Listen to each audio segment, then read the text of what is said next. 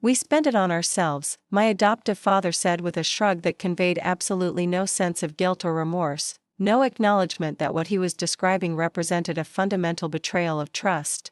No recognition that the account he was referring to, the trust fund established by my biological grandmother before her death when I was 3 years old, had been established specifically for my education and my future, with strict legal provisions about how it could be used and distributed. I was 25 years old sitting in my adoptive parents' living room in suburban Minnesota. Having just called the trust fund administrator to inquire about transferring the funds to my own account now that I reached the age of majority and was eligible to access them independently. The administrator had told me something that had made my blood run cold. The account had a balance of approximately $847, which suggested that someone had systematically accessed and spent approximately $1.2 million over the past 22 years that I'd been in this family's custody. I'd immediately called my parents, the only parents I'd ever known, the people who'd raised me, the people I'd believed loved me unconditionally. The people I'd been told countless times I should be grateful to for the gift of adoption, and asked them directly what had happened to the trust fund. My adoptive mother, Linda, had looked away, her face showing discomfort and an apparent inability to maintain eye contact. But my adoptive father, Richard, had simply shrugged with a casual indifference that was somehow more devastating than anger would have been, and said, "We spent it on ourselves. Private school for you was expensive, but we had other expenses too. The house needed work. We had medical bills. We took vacations. It seemed fair that we use the money that way." The tone of his voice suggested that he genuinely believed this was a reasonable explanation, that spending money that had been legally designated for my future on their personal expenses and lifestyle upgrades was somehow justified because they also paid for my education with some portion of it. I sat there in that living room and I felt something shift inside me, a recognition that the people who raised me, who'd claimed to love me, who told me countless times how grateful I should be for the gift of being adopted, had fundamentally betrayed me in a way that was both legally actionable and morally inexcusable. So I'd looked at my adoptive father, and I'd said very quietly, "Good. Because I just transferred all your assets to my name." The confusion that crossed his face was almost comical, a moment of complete incomprehension before the reality of what I just said began to penetrate his consciousness, his expression shifting from casual dismissal to dawning horror. "My name is Morgan Davies and I'm 32 years old now, which means it's just been 7 years since I discovered that the people who raised me had stolen from me, and 7 years since I made the decision to respond to that theft by becoming the legal owner of everything they possessed. I was adopted at age 3 by Richard and Linda Henderson, a couple in their late 30s who been unable to have biological children and who spent years navigating the adoption process to bring me into their family. By all external appearances, we were a normal, functional, successful family. Richard worked as a senior accountant at a mid-size firm, eventually starting his own accounting practice that became quite profitable. Linda worked part-time as an office manager, eventually reducing her hours to focus on volunteer work and community involvement. We lived in a nice suburban neighborhood in Minneapolis with tree-lined streets and well-maintained properties. I attended private schools, first a prestigious elementary school, then a competitive private middle school, then an even more competitive private high school where I was in the honors program. I had piano lessons every Tuesday for 10 years. I played competitive soccer from age 6 through high school. I took standardized test prep courses. I went to summer camps. I had birthday parties at nice restaurants and country clubs.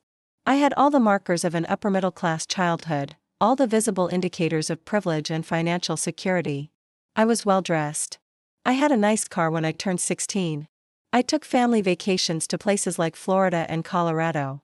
I had every material advantage that money could provide. What I didn't have, what I wouldn't discover until I was 25 years old, was accurate knowledge about how that privilege was being funded.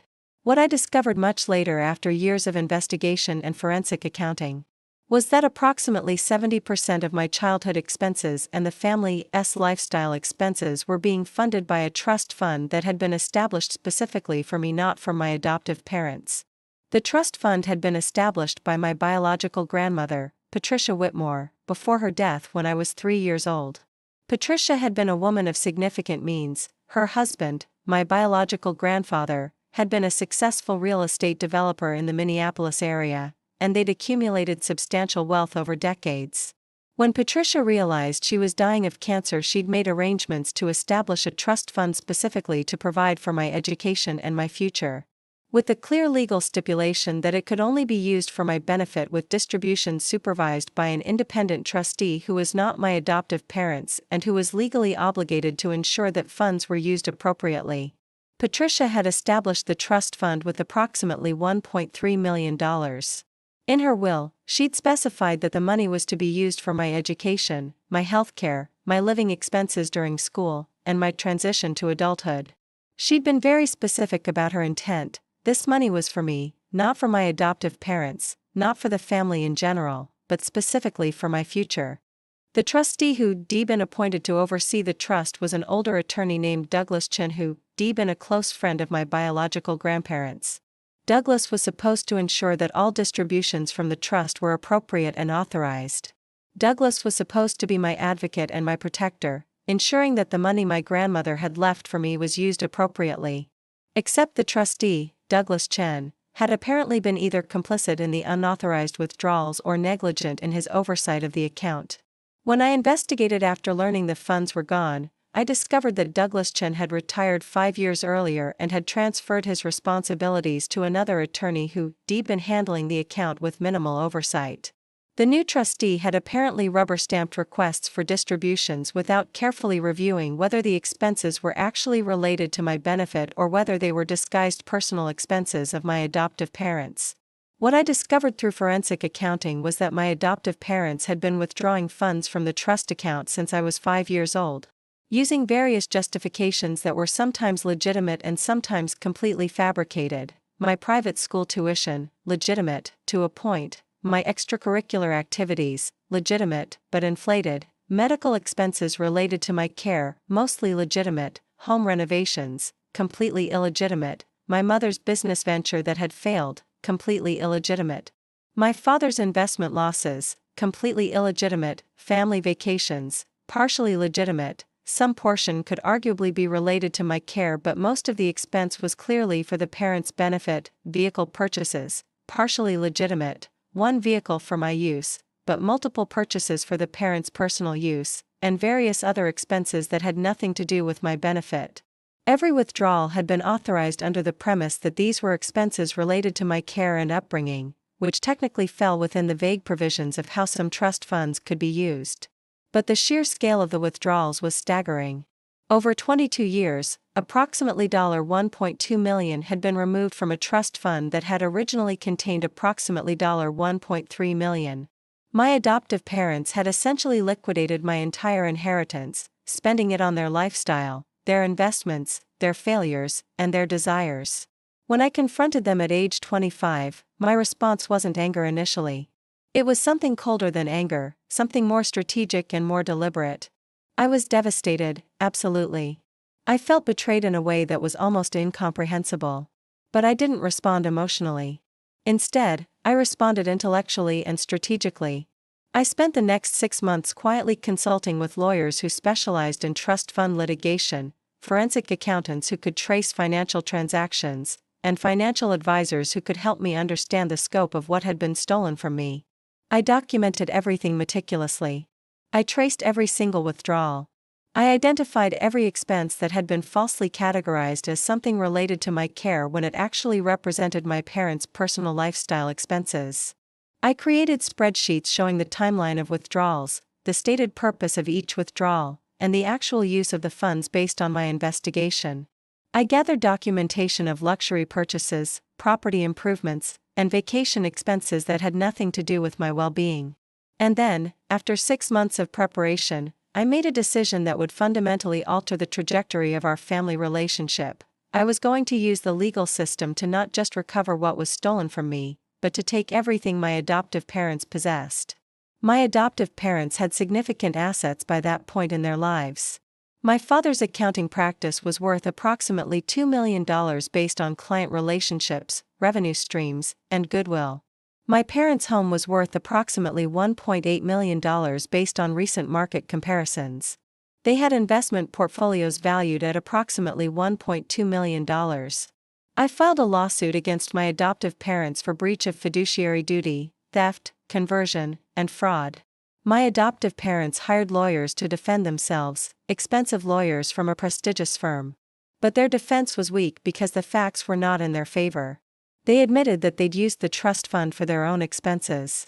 They argued that as my adoptive parents, they had the right to use the funds for my upbringing and the general family expenses related to my care. But that argument didn't hold up under scrutiny when the expert witnesses I brought in testified about how the majority of the expenses were clearly not related to my care, but instead were personal lifestyle choices of my adoptive parents. The lawsuit took 2 years to resolve. During those 2 years, I didn't speak to my adoptive parents except through my lawyers.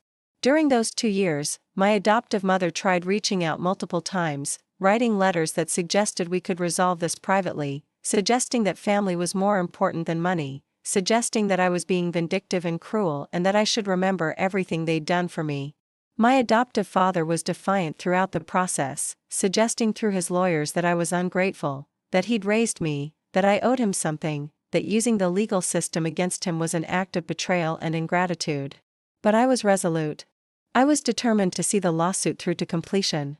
I was motivated not by anger, though I was certainly angry, but by the fundamental principle that what had been done to me was wrong, and that I needed to establish boundaries and consequences for that wrongdoing. In the end, I won. The court determined that my adoptive parents had committed fraud and breach of fiduciary duty. The judge acknowledged that while some portion of the trust fund had been legitimately used for my care, the vast majority had been misappropriated for personal use. They couldn't pay it from their liquid assets. They didn't have $2.52 million sitting in bank accounts or investment portfolios that could be liquidated to satisfy the judgment. The only way to satisfy the judgment was through the forced sale of their home, their business, and their other substantial assets. I had the legal authority to force the sale.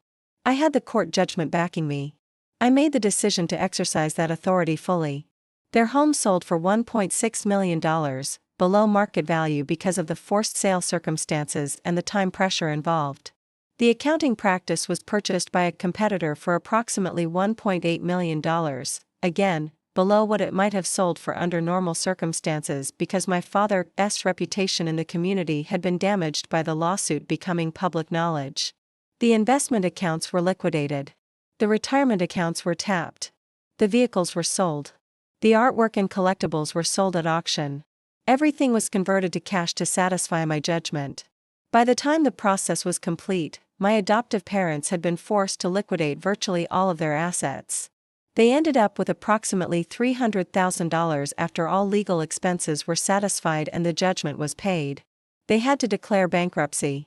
They had to move into a small apartment in a modest neighborhood. They had to fundamentally restructure their entire lives. And I, at age 27, became the owner of the proceeds from their asset sales and the settlement of the judgment. After paying my own attorneys, my expert witnesses, and court costs, I recovered approximately $3.2 million. What I need to clarify about that moment in their living room, when I told them I transferred all their assets to my name, is that I hadn't actually done that yet in the literal sense. What I had done was retain lawyers and set the legal process in motion. My statement in that moment was simultaneously a threat and a statement of fact about what was about to happen. I was speaking about what I was about to do, using language that conveyed my knowledge of their financial situation, my understanding of the legal mechanisms available to me, and my absolute determination to pursue legal action against them. My statement wasn't literally accurate in that precise moment, but it was accurate in terms of what would happen in the following months through the legal system. The period after the lawsuit settlement was complicated and painfully difficult. My adoptive parents went through what looked like a process of trying to understand what they'd done and why I responded the way I had. My mother went through what appeared to be a genuine period of guilt and remorse.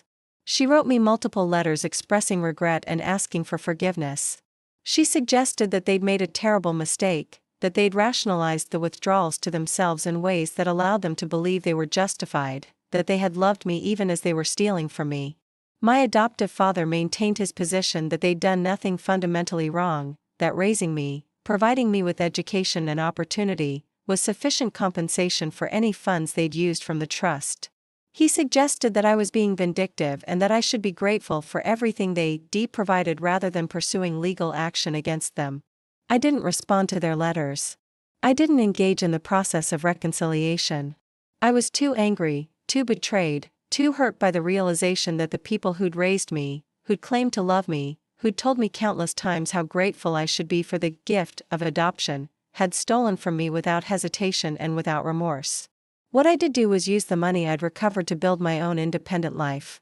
I purchased investment properties in growing neighborhoods. I built a real estate portfolio that generated consistent income and appreciation. I went back to school to study finance and business at the University of Minnesota. I became financially independent and eventually wealthy in my own right, using the recovered funds as seed capital for my own ventures and investments. I was deliberate and strategic in my financial decisions, determined to never be vulnerable to someone else's theft or betrayal again. By age 30, I'd accumulated approximately $18 million in assets through my own work, strategic investments, and careful financial decision-making. The recovered trust fund money had been important and necessary, but it was my own decisions, my own work ethic, and my own intelligence that had built the majority of my wealth. At age 31, I made a decision that surprised many people who knew about my situation and who understood the depth of my hurt. I offered my adoptive parents financial assistance. They were struggling significantly. They were living in a small 2-bedroom apartment. My father had been forced to close his accounting practice because he lost so many clients when the lawsuit became public knowledge and the details of what had happened became known in professional circles. My mother was working as a receptionist at a medical office, earning approximately $28,000 annually. They were financially devastated, living essentially paycheck to paycheck, struggling to pay for healthcare and basic living expenses.